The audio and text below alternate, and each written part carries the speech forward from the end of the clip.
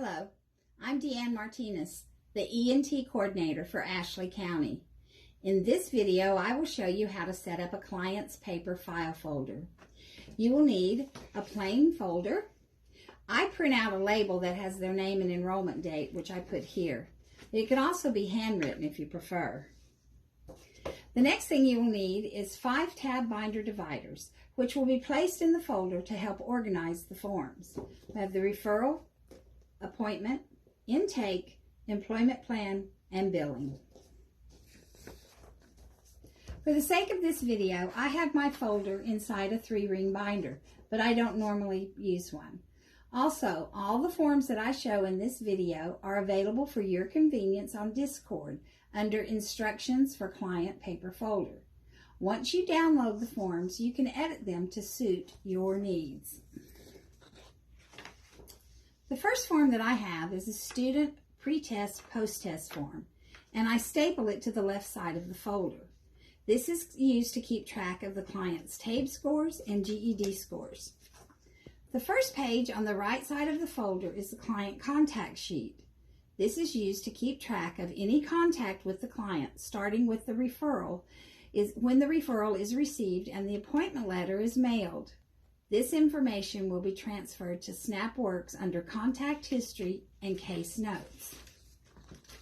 The second page is the coordinator checklist, which is used to track completion dates of intake, assessment, WOWI, etc. These 2 pages go before the first tab. The referral goes under the first tab. I do not type this up until the client comes in because it is a waste of time, paper, and ink if they do not show, and I end up shredding it. The second tab contains a copy of the client's appointment notice that I mail to them. I use this version of the letter, but you can also use the one on SnapWorks. The next tab is for intake forms. There are several documents that go under this tab. First is the standard intake assessment form, which is 2 pages. After the intake form, I insert a copy of the client's ID and Social Security card. E&T does not require the Social Security card, but however, Adult Ed does. So I ask the client to bring it in, and just in case I have them taped on the same day. Plus, there have been times when an ex-client has come back and asked for a copy of their Social Security card when they have misplaced it. If my client has not previously registered with the Workforce Center, I sign them up for the Arkansas Job Link. This is where I save their login information. The final 2 pages in this tab are taken directly from SnapWorks. Some coordinators like to input this data into SnapWorks while interviewing the client. I have the client select which skills and strengths are applicable to them and complete the barriers assessment on paper. Later, I enter the data into the SnapWorks system.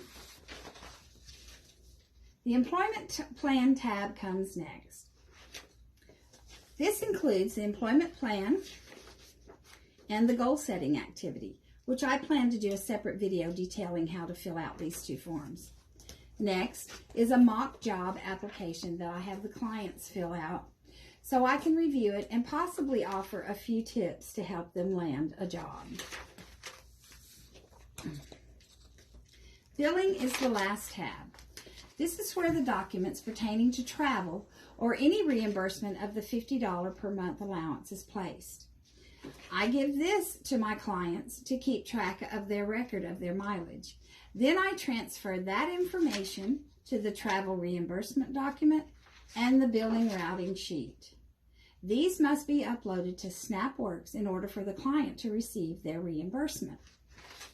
And that concludes how I set up my client paper file. I hope this video has been informative and helpful.